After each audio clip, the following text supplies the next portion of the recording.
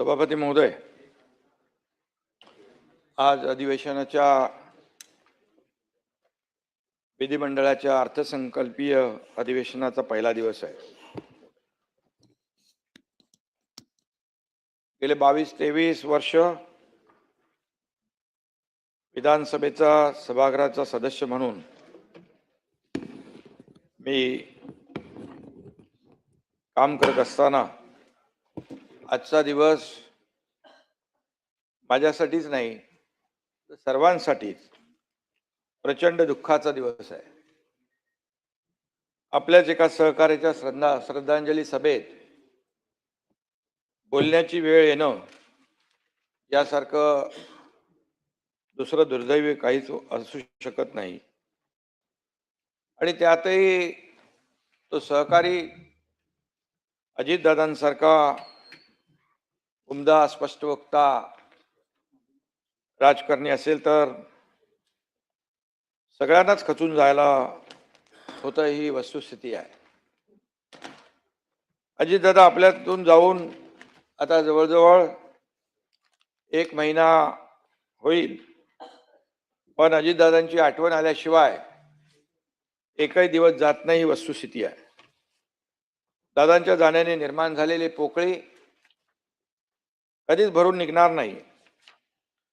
मी सर्वप्रथम अजितदादा पवार यांना भावपूर्ण श्रद्धांजली अर्पण करतो। खरं म्हणजे आपल्या सगळ्यांनाच पावलोपावली अजितदादांची उणीव भासते आहे। कालच्या पत्रकार परिषदेत अजितदादा नव्हते। आज छत्रपती शिवाजी महाराजांच्या पुतळ्यास आम्ही अभिवादन केलं, पुष्पहार घालून नतमस्तक झालो, तिथेही दादा नव्हते। शिवनेरीवर शिवजयंती साजरी करायला गेलो, तिथेही दादा नव्हते। आताही बाजूला बसलेले दादा नाहीत। दादा आपल्यासोबत नाहीत हे अजूनही मनाला पटण्यासारखं नाही, ही वस्तुस्थिती आहे। सगळं काही व्यवस्थित सुरू होतं, निवडणुकाही संपत आल्या होत्या। नव्या वर्षात राज्याच्या विकासाला, लोकांच्या कल्याणाला नवा वेग द्यायचा निर्धार आम्ही तिघांनी केला होता। पण 28 जानेवारीचा तो काळा दिवस उजाडला आणि सकाळी अपघाताची बातमी धडकली। टीव्हीवर ती दृश्य बघितली आणि सगळ्यांचाच मनाचा थरकाप उडाला। दादांवर प्रेम करणाऱ्यांवर आभाळा एवढं दुःख कोसळलं। कितीतरी वेळा कुणाचाच या बातमीवर, माझाच काय, कुणाचाच या बातमीवर विश्वास बसत नव्हता। प्रत्येकाच्या डोळ्यात अश्रू होते, मनात दुःख होतं। दादा वेळ कधीच चुकवत नव्हते, पण त्या दिवशी नियतीने मात्र वेळ चुकवली। लाख गेले तरी चालतील, पण लाखांचा पोशिंदा जगला पाहिजे असं आपण नेहमी म्हणतो। पण त्या दिवशी सभापती महोदय अगदी विपरीत घडलं। लाखांचा पोशिंदा गेला। दादांचं नाव अजित होतं, पण नियतीसमोर ते जिंकू शकले नाहीत। दादा लाखो त्यांच्या कार्यकर्त्यांना, अनुयायांना, त्यांच्यावर प्रेम करणाऱ्यांना अनाथ करून गेले, ही मात्र वस्तुस्थिती आहे। यामध्ये मी एवढंच म्हणेन, बिछड़ा कुछ इस अदा से कि रुत ही बदल गया, बिछड़ा कुछ इस अदा से कि रुत ही बदल गया, एक इंसान सारे शहर को ही वीरान कर गया। या दुर्घटनेनं पवार कुटुंबियांवर काळाने घाला घातला। दुःखाचा डोंगर कोसळणं म्हणजे काय असतं हे मी स्वतः देखील अनुभवलंय। माझी 2 मुलं अपघातात मी गमावली, त्यावेळी मी दुःख पाहिलंय।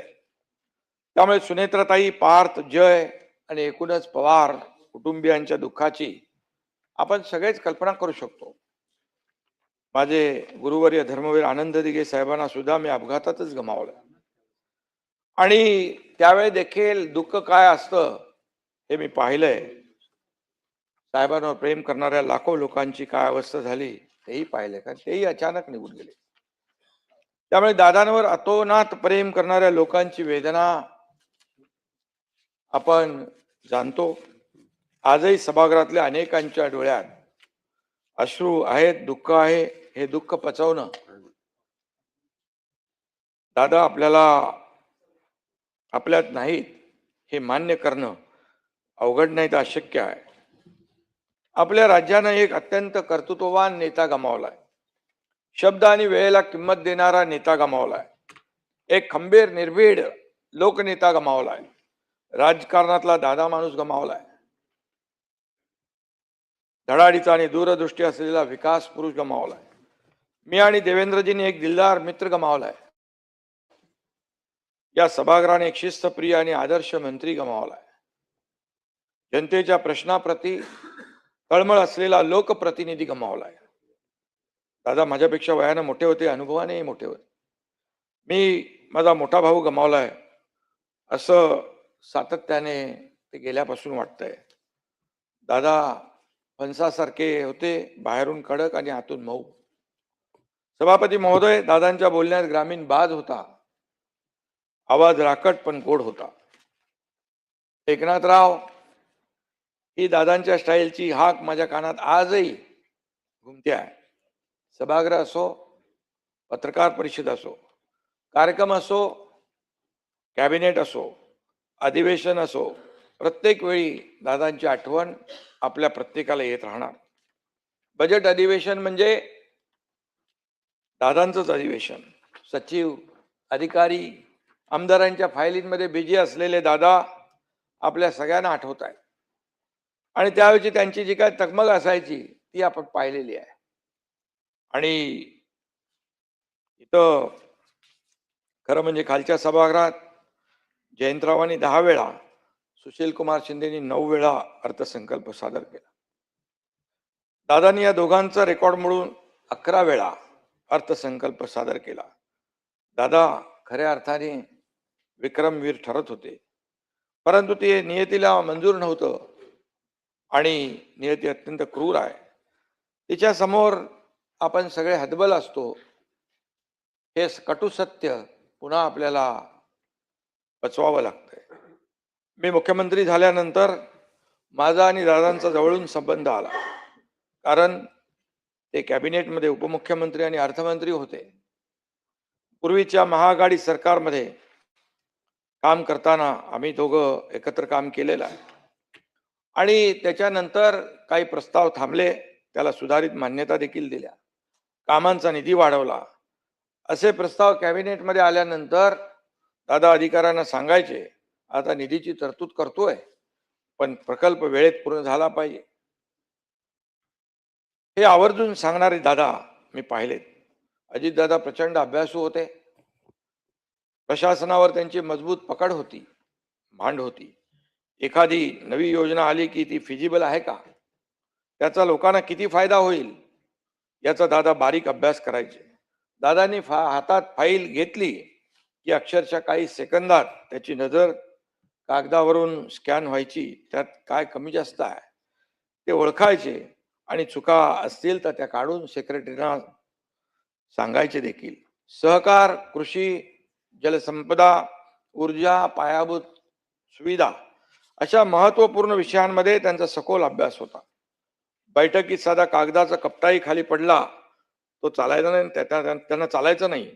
स्वच्छता आणि टापटीप ही दादांकडून शिकण्यासारखी गोष्ट आहे. नैसर्गिक संकट असो किंवा राजकीय, दादांना कधी निराश झालेलं पाहिलं नाही. दादा कधीच नकारात्मक बोलायचे नाहीत, कायम पॉझिटिव्हच राहायचे आणि प्रॅक्टिकल राहायचे. कोविडमध्ये मंत्रालयातून नियंत्रण करणारे दादा डोळ्यासमोर उभे राहतात. गेले 25-30 वर्ष मी आणि अजितदादा आम्ही दोघेही राजकारणात आहोत. या काळात आमच्या असंख्य भेटी झाल्या. शेकडो बैठकांमध्ये एकत्रही आम्ही होतो, एकत्र कामही केलं, अनेक सभाही एकत्र केल्या. त्यातल्या अनेक घटना, किस्से, प्रसंग सारखे डोळ्यासमोर येत असतात. त्यातल्या 2-4 घटना प्रामुख्याने आठवतात. त्यातली एक घटना आपण सर्वांनी टीव्हीवर पाहिली.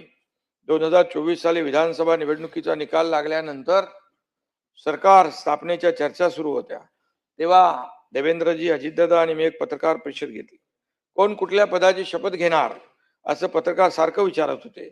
आमची चर्चा सुरू होती आणि आमची चर्चा सुरू आहे, संध्याकाळपर्यंत सगळं काही स्पष्ट होईल असं मी पत्रकारांना सांगत होतो. पण पत्रकार काही मागे हटत नव्हते.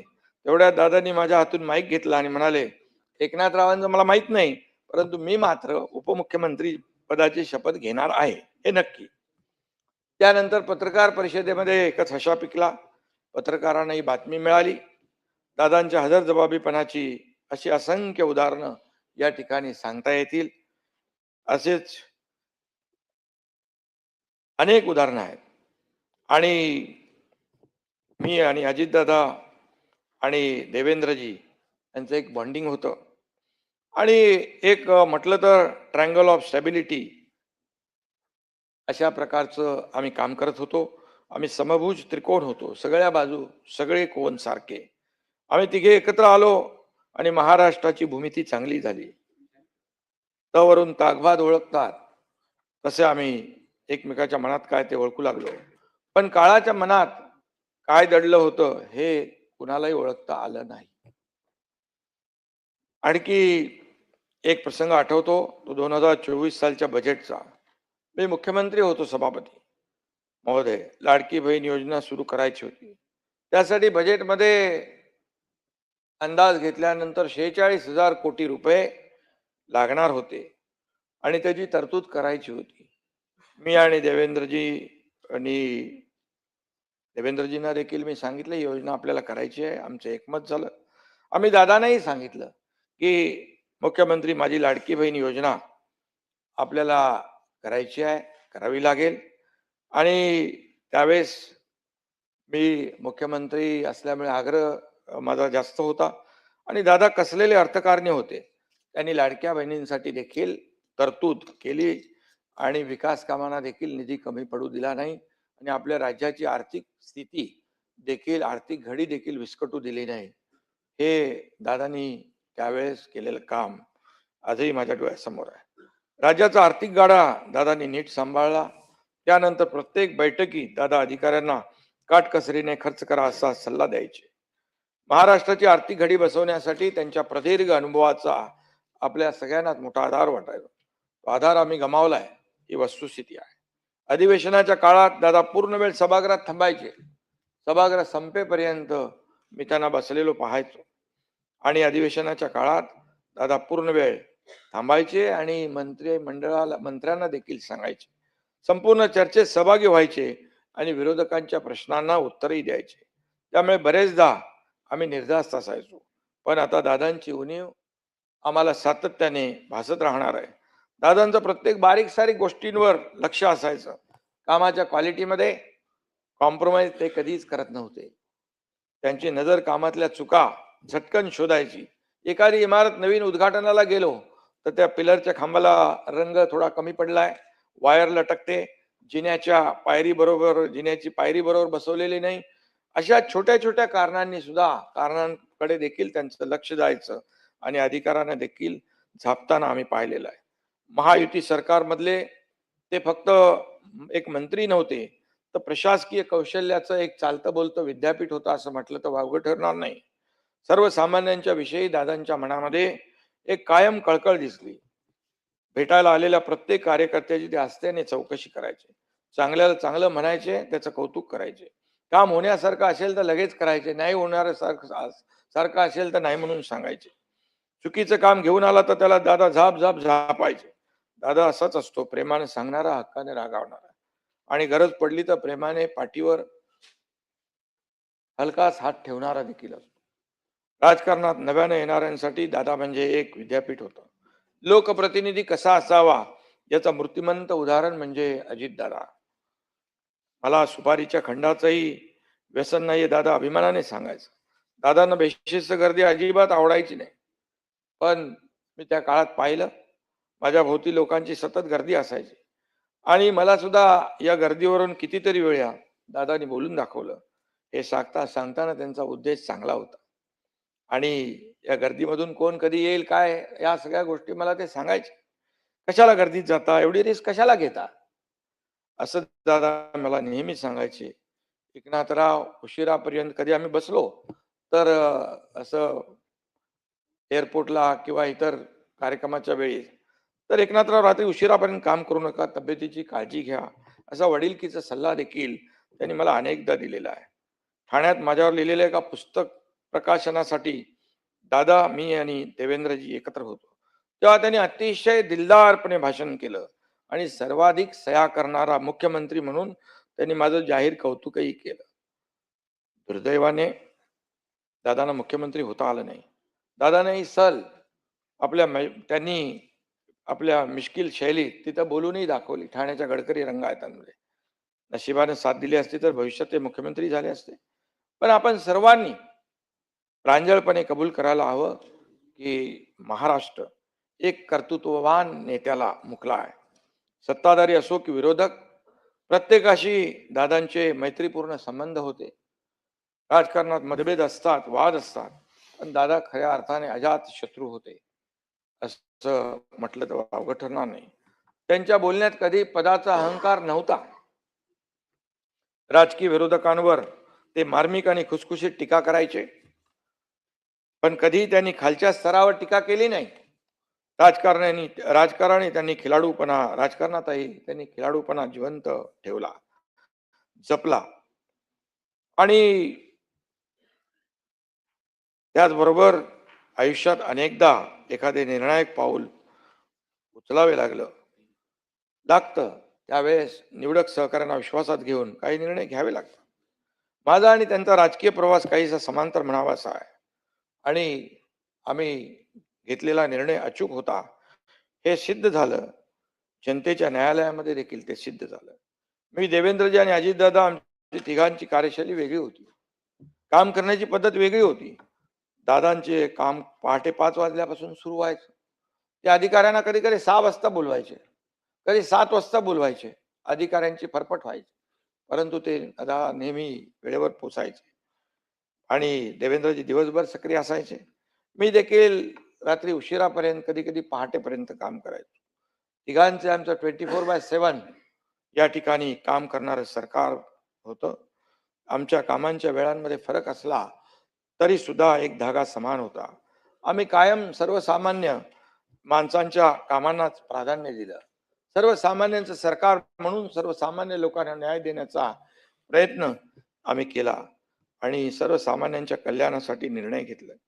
एखादं काम करायचं म्हटलं तर दादा कधी मागे हटले नाही, ही वस्तुस्थिती आहे. आणि बोलून गेल्यावर त्यांनी आपले शब्द कधी मागे घेतले नाहीत, हे आपण पाहिलेलं आहे. त्या शब्दावर ते ठाम असत. परिणामांना सामोरं जायची देखील तयारी त्यांची ठेवायचे. दादा आपल्या विधानामुळे काही वेळा अडचणीत देखील आले, पण त्यांनी त्यांच्या मोकळ्या ढाकळ्या स्वभावाला कधीच मुरड घातली नाही, ही वस्तुस्थिती आहे. आणि जो होगा देखा जाएगा असा त्यांचा बेधडक स्वभाव आपण सगळ्यांनी पाहिलाय. त्यांनी परिणामांची पर्वा केली नाही. देवेंद्रजींना दिलेला शब्द पाळण्यासाठी त्यांनी मोठी रिस्क घेऊन पहाटेचा शपथविधी केला. त्यातून वादळ निर्माण झालं, पण तेही त्यांनी समर्थपणे अंगावर घेतलं. 3-4 वर्षात त्यांच्या राजकीय आयुष्यात अनेक उलथापालथी झाल्या, अनेक आरोप झाले, त्यांच्या संयमाची परीक्षा पाहणाऱ्या घटनाही घडल्या, वैयक्तिक आणि कौटुंबिक पेच देखील निर्माण झाले. पण दादांचं नेतृत्व त्यातून तावून सुलाखून निघालं. आरोप, राजीनामे, संघर्ष, स्पर्धा, अंतर्गत कलह या सगळ्यांना अजितदादा पुरून उरले. अधिक अधिक प्रगल्भ होत गेले. दादा म्हणजे शिस्त, दादा म्हणजे वक्तशीरपणा आणि स्पष्ट वक्तेपणा, दादा म्हणजे अभ्यास वृत्तीचं मूर्तिमंत उदाहरण आहे. पण गेल्या काही महिन्यात दादांचं एक वेगळं रूपही आपण पाहिलं. कायम गंभीर दिसणारे दादा अगदी अधिक मोकळे वागू लागले. दादांची प्रेस कॉन्फरन्स म्हणजे पत्रकारांना एक ट्रीट असायची. एका प्रश्नावर एक पत्रकार खोदून खोदून एकच प्रश्न विचारत होता. तेव्हा दादा म्हणाले, तुम्ही इतके प्रश्न विचारता की मला वाटतं तुम्हालाच मंत्री करायला पाहिजे, माझ्यापेक्षा तुम्ही चांगलं काम कराल. अशा प्रकारची मीडियाशी बोलताना पत्रकारांची फिरकी घेणारे दादा आपण पाहिले. जाहीर सभांमधून थट्टा मस्करी करणारे दादा आपण पाहिले. शाब्दिक कोट्या करणारे दादा आपण पाहिले. दादांनी आपल्याला अनेकदा खळखळून हसवलं देखील. आमच्या तिघांचा असाच सभापती महोदय खळखळून हसणारा एक फोटो देखील व्हायरल झाला. तो खूप व्हायरल झाला. तो फोटो अनेकदा माझ्या नजरेसमोर येतो. हसत खेळत सगळं सुरू असताना त्याचे असं रडवण्यात रूपांतर होईल असं कुणालाही स्वप्नात देखील वाटलं नव्हतं. काळाने केलेली जखम दीर्घकाळ ठसठसत राहणार आहे. 91 साली अजितदादांनी राजकारणात प्रवेश केला, तो खासदार म्हणून. परंतु ते दिल्लीच्या राजकारणामध्ये रमणारे नव्हते. त्यांना रस होता महाराष्ट्राच्या राजकारणात आणि महाराष्ट्राच्या विकासामध्ये. दिल्लीतून दादा महाराष्ट्रात आल्यानंतर त्यांची राजकीय कारकीर्द बहरली. दादा कायम राजकीय घडामोडींच्या केंद्रस्थानी राहिले. सभापती महोदय 1999 साली शरद पवार साहेबांनी राष्ट्रवादी काँग्रेसची स्थापना केली. अजितदादा त्यांच्यासोबत सावलीसारखे वावरले, सावलीसारखे राहिले. 7 वेळा आमदार, 6 वेळा उपमुख्यमंत्री, 11 वेळा बजेट मांडणारे वित्तमंत्री, वर्षभरासाठी विरोधी पक्षनेता, ही त्यांची चौफेर कामगिरी आहे. शरद पवार साहेबांपाठोपाठ आपलं होम ग्राउंड म्हणजे बारामतीचा किल्ला अजितदादांनी केवळ लढवला नाही, सांभाळला, बळकट केला. अजितदादांनी कधीच जातीपातीचं राजकारण केलं नाही. सहकार क्षेत्र म्हणजे त्यांच्या राजकारणाचं बाळकडू होतं. सहकार्याची जाण असलेला त्यांच्यासारखा नेता पुन्हा होणे नाही, ही वस्तुस्थिती आहे. राज्याच्या जनतेने आमच्या महायुतीला ऐतिहासिक मॅन्डेट दिलं होतं. त्या जोरावर विकासाचा वेग वाढवण्याची वेळ या ठिकाणी आता होती. विकास कामांना गती देण्याची वेळ होती. सगळी परिस्थिती अनुकूल होती. त्याच वेळी हा दुर्दैवी अपघात घडला. दादा गेले. अवघ्या महाराष्ट्राला मान्यच नाही. दादांनी माघारी यावं असे सगळे म्हणत आहेत. सरकारचा एखादा निर्णय चुकला तर तो मागे घ्यायलाच हवा असं दादा आवर्जून सांगायचे. दादांना सांगावं असं वाटतं, दादा तुमचा हा निर्णय चुकलेला आहे, तो मागे घ्या आणि माघारी या. पण दादा नाहीत. हे वास्तव बसवणं किती कठीण असलं तरी सुद्धा आपल्याला ते बसवावंच लागेल. कारण ते कटू सत्य जीव जड होती आहे, कारण विश्वास बसत नाही. ही वस्तुस्थिती आहे. आजही सभागृहाकडे पाहताना दादा डोळ्यासमोरच दिसत आहेत. पण आपलं दुर्दैव आहे की दादा आपल्यात नाहीत. आज सुनेत्राताई मोठ्या धीरानं दादांची जबाबदारी त्यांनी स्वीकारलेली आहे. आबाळा एवढं दुःख असतानाही ही माऊली खंबीरपणे उभी राहिली आहे. दादांच्या सहकार्यांना आणि कार्यकर्त्यांना देखील धीर देताना आपण पाहतोय. दादांच्या खुर्चीवर बसताना त्यांच्या भावना आपण समजू शकतो. आणि म्हणून आम्ही सर्वजण ताईच्या पाठीशी खंबीरपणे उभे आहोत. महाराष्ट्राच्या विकासाचं जे स्वप्न दादांनी पाहिलं होतं ते पूर्ण करण्याची जबाबदारी आता आपल्या सर्वांवर आहे. विकास आता लांबणार नाही, महाराष्ट्र आता थांबणार नाही, ही दादांची घोषणा आपण खऱ्या अर्थाने सगळ्यांनी मिळून सत्यात उतरवूया. दादा तुमची उणीव आम्हाला सतत भासत राहणार आहे आणि अजितदादा आपल्यात कायम राहतील त्यांच्या कार्यकर्तृत्वाच्या रूपाने. आणि एवढंच मी या प्रसंगी सांगतो. आणि दादांना श्रद्धांजली वाहताना मी एवढंच जाता जाता सांगतो, आपको दिया हुआ वादा कभी नहीं तोड़ेंगे, आपको दिया हुआ वादा कभी नहीं तोड़ेंगे, आपकी विरासत को हर दिल से जोड़ेंगे. आप नहीं पर आपकी यादें हमारे साथ है. दादा आपके सपनों को हम अधूरा नहीं छोड़ेंगे. पुन्हा एकदा महाराष्ट्राच्या लाडक्या दादांना अतिशय जड अंतकरणाने श्रद्धांजली अर्पित करतो. ईश्वर त्यांच्या आत्म्यास शांती प्रदान करो अशी प्रार्थना करतो. आणि या धक्क्यातून सावरण्याचं बळ सुनेत्रताई आणि त्यांचं पूर्ण कुटुंबीय आणि आपल्या सर्वांना मिळो अशी ईश्वराकडे प्रार्थना करतो आणि थांबतो.